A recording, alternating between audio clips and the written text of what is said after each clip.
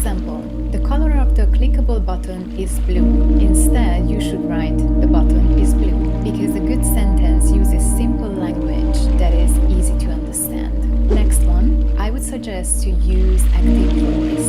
For example, instead of your account has been deleted by our system, you should say we deleted your account. And we gotta use active voice because it's direct and easy to understand, which also improves clarity. Next one, avoid any jargon, however you pronounce it. For example, the JSON file was corrupted. You should say there was a problem with the file, because not all users will understand technical terms. It's best to keep the language clear and simple. Next tip, be concise.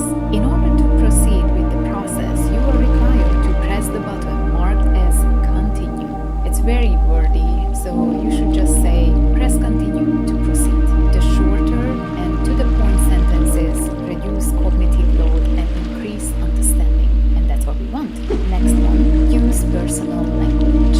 Instead of users should update their profiles, you should say update your profile. The reason is speaking directly to the user creates a more engaging and personal experience. The next one, align with the brand tone. For example, if you are writing copy for a professional business application and you say, hey there, wanna see your account details? That's not that professional, right? So instead you should say, view your account details. The reason is writing should match the brand's tone to provide a consistent user experience. On to the next one, provide clear error messages.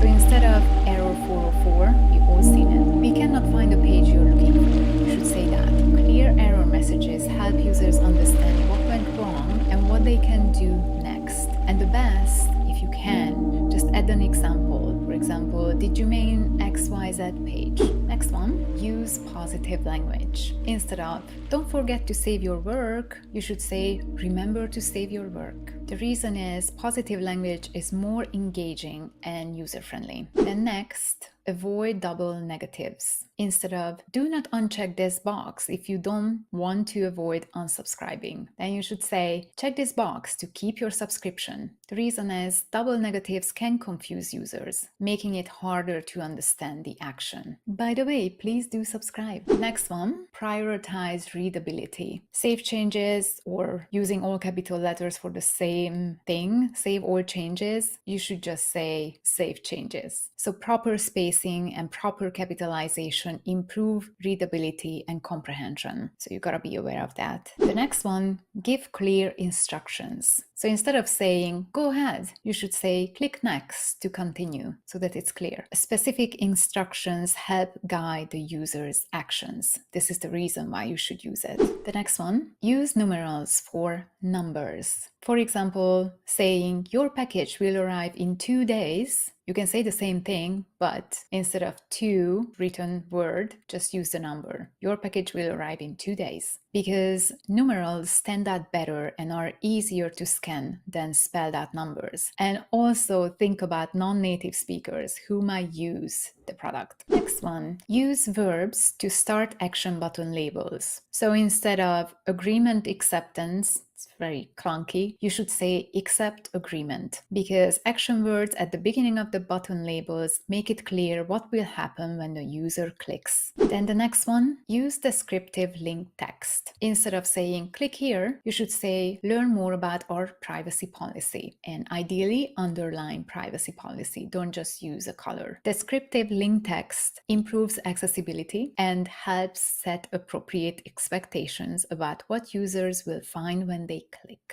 Next one, write for your audience. For example, if you are writing copy for a children's app, instead of saying, please submit your query, then you should say, ask us anything. Knowing your audience helps you write in a way that best communicates with them. Next one, use consistent terminology. Using cart, basket, and bag interchangeably on an e-commerce site is not a great idea. So instead, consistently using cart throughout the site is a better idea. The reason is consistent terminology enhances clarity and prevents confusion. confusion. Next one, explain acronyms and abbreviations. So instead, our CDN improves site performance. We should say our content delivery network, CDN in parentheses, improves site performance. The reason is not all users will be familiar with specific acronyms and abbreviations, so it's best to explain them. Next one, provide context for data. Instead of saying you've earned 1500 points, you should say you've earned 1500 points enough for a $15 voucher. The reason is providing context helps users understand the relevance or value of the information. So why this is important to them. Next one, communicate timeframes accurately. For example, instead of we'll get back to you soon, you should say we'll respond within 24 hours. The reason is providing specific timeframes sets realistic expectations for the user. Next one, use simple verb tense. Instead of the money has been sent, you should just say money sent. Using simple verb tense, for example, past simple, like what we see in the example, makes sentences easier to comprehend. And the last one, well, it is somewhat related to UX writing. So this is my final tip. Test your content. Test your UX writing. Instead of saying continue with the task, perhaps after usability testing, you may find that keep going performs better, because testing different phrases helps identify which best drives user engagement. And this is the end of our tips. I hope you will implement them and you will enjoy writing.